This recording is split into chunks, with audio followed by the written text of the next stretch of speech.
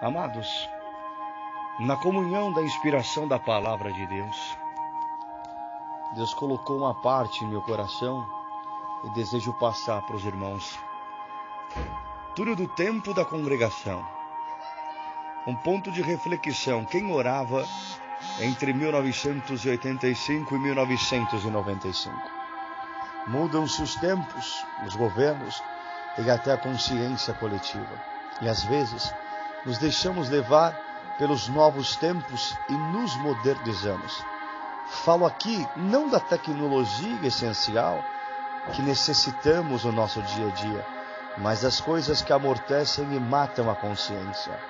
Mas uma coisa permanece, é a prova de tempo. É imutável, que são as lembranças que Deus colocou em nossos corações. Alguém orou na casa da irmã Exaltina, na freguesia do Ó, na época da Assembleia, quando se reuniam irmãos da Europa e oravam, homens e mulheres consagrados a Deus. Até altas horas da madrugada, alguém viu pessoalmente o Silas testemunhando, o Cabo Borges testemunhando, o Fernando de Bauru testemunhando, o Elmo cabeleireiro do Orlando, da região da freguesia do Ó, da Marinete que profetizava tocando violão, da casa do Washington e da Kelly, onde os irmãos iam orar depois dos cultos gloriosos na Vila Ré. Alguém mais antigo de caminho teve a oportunidade que eu não tive de congregar em Sarapuí dos Antunes, quando o irmão Ezequiel ainda atendia os cultos. Alguém congregou com o Edson do Morro do Índio em Santo Amaro, ou teve a oportunidade de congregar com Fernando da Vila Remo, quando aquele lugar era o céu aberto. Alguém conheceu o Valtinho, que era companheiro do Edson do Morro do Índio e foi caseiro do Jardim São Bernardo? Quem orou no funeral da sua mãe e Deus ressuscitou ela no meio do funeral? Alguém ouviu falar da irmã Maria Antônia de Votorantim, que tinha o esôfago fechado e não podia se alimentar ou tomar água e vivia pela fé? Alguém ouviu falar do irmão Francisco da Vila Remo, que Deus ressuscitou dentro do necrotério? A enfermeira desmaiou, um paralítico levantou da cadeira de rodas e saiu correndo, chamaram o médico e ele veio e falou: seu Francisco, o que está acontecendo? O senhor está morto. E o irmão respondeu: morto está você no seu pecado. Quem lembra do Getúlio de Araraquara? Tinha mais de 5 atestados de óbito. Em uma das vezes que tiraram a liberdade dele, o demônio pegou alguém dentro da igreja e ninguém conseguia expulsar. O irmão Getúlio estava sentado lá atrás e sentado mesmo falou: demônio! E o espírito parou de manifestar na mesma hora, sendo que ninguém conseguia segurá-lo. E o irmão Getúlio, tomado de Deus, sem levantar, pular ou gritar, simplesmente falou: vá embora. O espírito saiu e os mesmos irmãos que haviam acabado de tirar a liberdade do irmão Getúlio devolveram a liberdade na mesma hora. Alguém orou com a irmã Iracema de Jundiaí, ou congregou com o irmão Gilberto do Belforrim, Perus, que lá de cima do púlpito conversava em línguas com os irmãos que estavam lá embaixo. Alguém conheceu Abner, negrão de Deus, que saiu de uma reunião de jovens de manhã no Espírito Santo e saindo da igreja de Deus mandou ele atravessar o morro e ir para a praia a pé. Ele chegou na praia, muito calor, cheio de banhista, parou a praia inteira para rir, porque ele foi indo para a água de terno e gravata e com a pasta na Bíblia debaixo do braço, entrou na água e falou: e agora, Senhor? E uma voz disse para ele: entra na água e pula 3 ondas. Ele pulou 2 ondas e quando ele foi pular a terceira, perdeu o equilíbrio e caiu de cabeça dentro da água, saiu todo molhado, todo mundo rindo. Aí ele parou na frente de 3 mulheres, estavam sentados na esteira e falou: agora dá para vocês voltarem para a igreja? E uma delas respondeu: agora dá sim para voltarmos para a igreja, porque eu sou organista, ela é auxiliar e a outra é examinadora, estamos as 3 paradas. E eu falei para elas e combinamos que só voltaria para a igreja se Deus mandasse um crente de terno e gravata entrar dentro da praia, mergulhar e depois viesse falar conosco. Aí saiu o irmão andando e as 3 atrás enrolado em sua toalha. Fala a verdade, é o poder de Deus. Que saudade, não existe mais o lugar. Outro dia passei lá, tudo tinha mudado. O restaurante do irmão Cláudio da freguesia do Ó ficava na Galeria 7 de Abril, no centro de São Paulo. Era o nosso quartel-general. O Cabo Borges almoçava lá. O Hamilton da Pedreira, que hoje é cooperador de jovens do Gleba. O do Darcy do Salzeda, que já era cooperador. Os irmãos de Osasco, tantos amigos. O Tecão, quando vinha de Assis. O Devilso, diácono do Grande Aviana. O Luiz do Santa Terezinha em Pirituba já passou por lá. Era o nosso quartel-general. Esquecíamos que era um restaurante. As mesas vizinhas tinham que se conformar em ouvir as maravilhas. Quantos amigos fizemos, como era contagiante. Quantas viagens foram combinadas ali. Quantos cultos, o Silas que morreu no acidente de avião passava por lá. O Serginho, o Abner, tanto quanto amamos. Mas nem sabemos ou lembramos o nome, mas eram cúmplices da mesma alegria e na mesma comunhão, sem contar também que a comida era boa, era de qualidade. E o Valtinho de Paraguaçu, da Comum do Djalma, cooperador de jovens, era um moço que antes de Deus chamar, ele era travesti, se vestia como mulher, tomava hormônio feminino.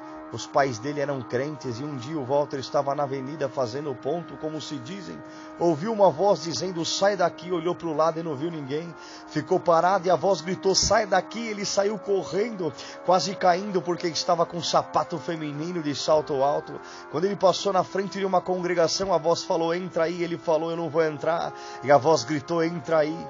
Ele subiu as escadas e ficou parado diante do átrio. Veio uma porteira e falou, senta ali, filha.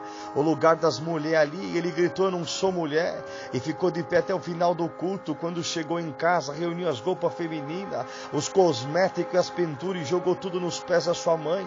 E falou, a partir de hoje não preciso disso, porque você é um servo de Deus. A mãe virou e falou, como você diz que vai ser um servo de Deus com um cabelo desse tamanho? Ele respondeu, mãe, Deus começou a obra pelos meus pés e vai terminar pelos meus cabelos. Se batizou quando tinha uma semana de batizado, bateu à noite na porta do quarto dos seus pais e disse, mãe, Deus mandou te avisar para arrumar sua casa, porque dentro de uma semana ele vai vir te recolher. O pai riu e falou, uma semana apenas de batizado e já virou falso profeta. E ele disse, o que Deus me mandou falar, eu falei. Uma semana depois veio o Senhor a recolher sua mãe. O Djalma do Paraguaçu amava ele e dava toda a liberdade. Um dia Deus deu a palavra para o Valtinho. No meio da palavra ele falou, para você saber que é Deus que está aqui, ele vai expulsar um espírito de dentro desta igreja. E na mesma hora uma mulher caiu endemoniada lá atrás. O Valtinho chamou o irmão Djalma. O irmão Djalma subiu no púlpito. O Valtinho foi lá atrás, pôs a mão na cabeça da mulher, expulsou o espírito. Depois voltou o Djalma descendo do púlpito e ele subiu e continuou exortando a mesma palavra, da mesma virtude. Que saudade, meu Deus. Saudade da casa da irmã Antônia, um Marcos nas nossas vidas. A casa da irmã Antônia da Vila Rica, região da freguesia do Ó. Alguém sabe como aquela casa se tornou uma casa de oração?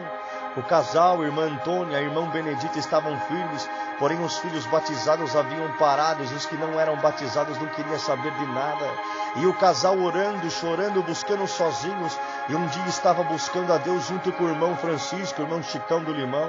O irmão Chicão foi no meio da sala e chamou o casal. Eles vieram e ao pegar suas mãos, disse, vocês esperam a obra de Deus dentro da vossa casa, mas para Deus operar essa obra, Ele precisa quebrar os ossos. Ele pergunta, vocês estão preparados para entrar na casa de vocês e quebrar os ossos do casal?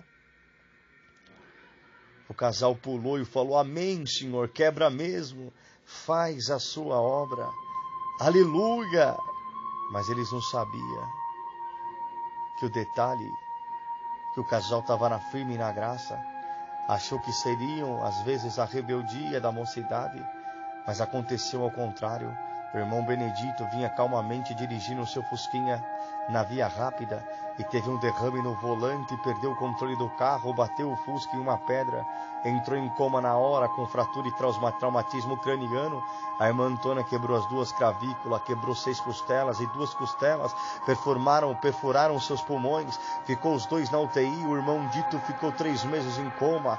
Os médicos disseram que nenhum dos 2 iria viver. Interessante os caminhos de Deus. Deus havia falado na boca do irmão Chicão que ia fazer a obra com a casa, teria que quebrar os ossos, e quebrou mesmo. E sabe o que aconteceu? Os filhos que estavam parados voltou a congregar e viraram crentes do dia para a noite. E os que não eram batizados correram para o batismo das águas. Enfim, no modo de Deus sempre dá certo. Aí parecia que fazia vista grossa, que não percebia que toda noite tinha até 3, 4 orações na casa da irmã Antônia.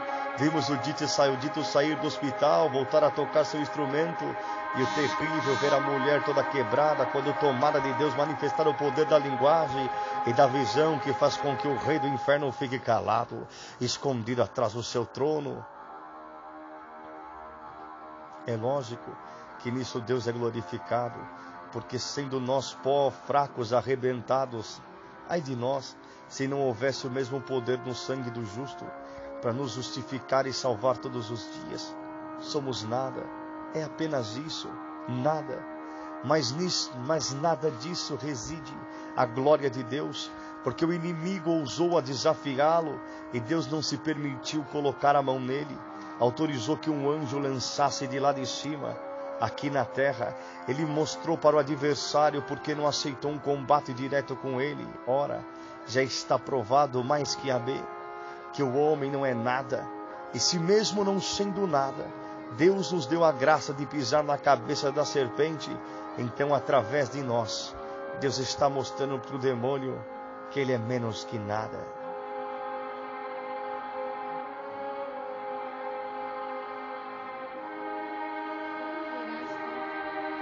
Despedida de solteiro do irmão Cabo Borges, na reunião da mocidade, na central de Carapicuíba, o irmão Hermelindo de Cabriúva atendendo. Quem estava lá não vai esquecer, nem quando estiver no céu. A igreja lotada, corredores, átrios, galeria, janela, não dava para se mexer, músicos tocando de pé no corredor. O Silas testemunhou, meu Deus, contou a obra do Maciel, e mais 2, parecia que ia dar infarto de tanta visitação. O Serginho também testemunhou, e aí veio o massacre.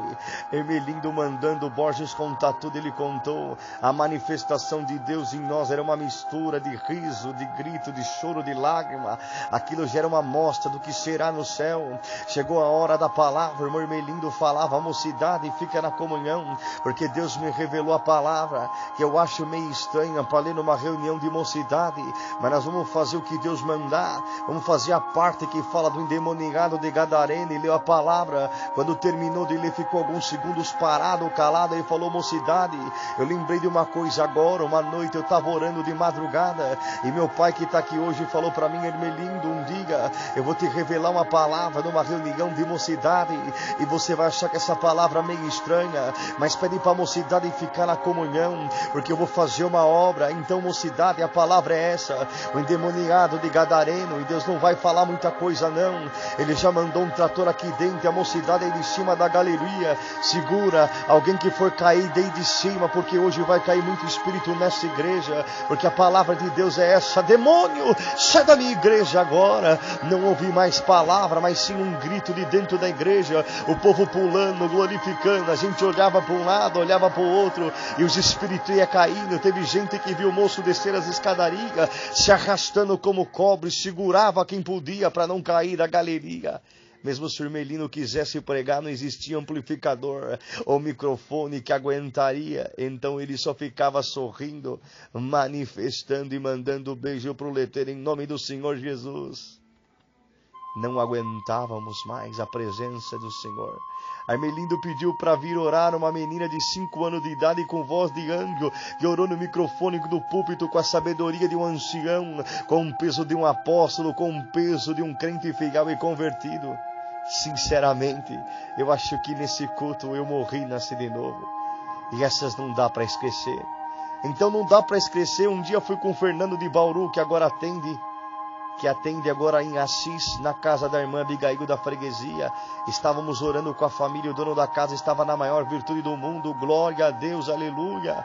Aí Deus tomou o Fernando e falou, glória a Deus, aleluia. Tem crente que parece tatu, anda com a gordura escondida debaixo do casco. Quando o servo de Deus vem orar aqui, o irmão fala, glória a Deus, aleluia. Mas quando o servo de Deus não está aqui, com essa mão você bateu na serva, com esse pé você chutou ela, e com essa boca você blasfemou, de que eu falei na boca dela, e por isso eu te diz, Deus, com essa mão você nunca mais bate em ninguém, com esse pé você nunca mais chuta ninguém, com essa boca nunca mais vai blasfemar. E aconteceu que passou alguns dias, Deus 3 derrames seguidos no irmão, travou a perna, travou o braço, entortou a boca, não conseguia mais falar, só falava sílabas por sílaba.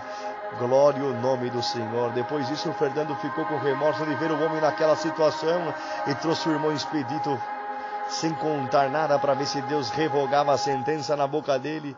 Vieram na casa, e quando o irmão Expedito passou pelo batente e viu sentado no sofá, olhou para ele e disse, isto que eu te fiz ainda é pouco pelo que você fez com a minha serva. Aí pronto, o homem foi chamado para revogar a sentença, mas deixou uma sentença maior ainda. Aí passou uns dias, servo de Deus foi internado, estávamos orando na Vila Rica, na casa da irmã Antônia. A irmã Iracema de Tapetininga pregou para a irmã Abigail, aquele que não está aqui Deus não quer mais, e nem o inferno quer, de onde ele está não volta nunca mais. E o servo de Deus já saiu do hospital entubado no algodão, vestido de terno, com as mãos cruzadas e todo enfeitado com cravos de margarida. A irmã Abigail, Deus já recolheu mais os filhos dela. O irmão Claudinei, cooperador de jovens em Santa Amaro. O genro do irmão Zezé, ancião da Vila Castelo. São tudo histórias e feitos que o Senhor fez na nossa vida. São apenas lembranças que ficou marcada na trajetória da nossa história. Lembranças que são saudades, que são revertidas em comunhão e virtude.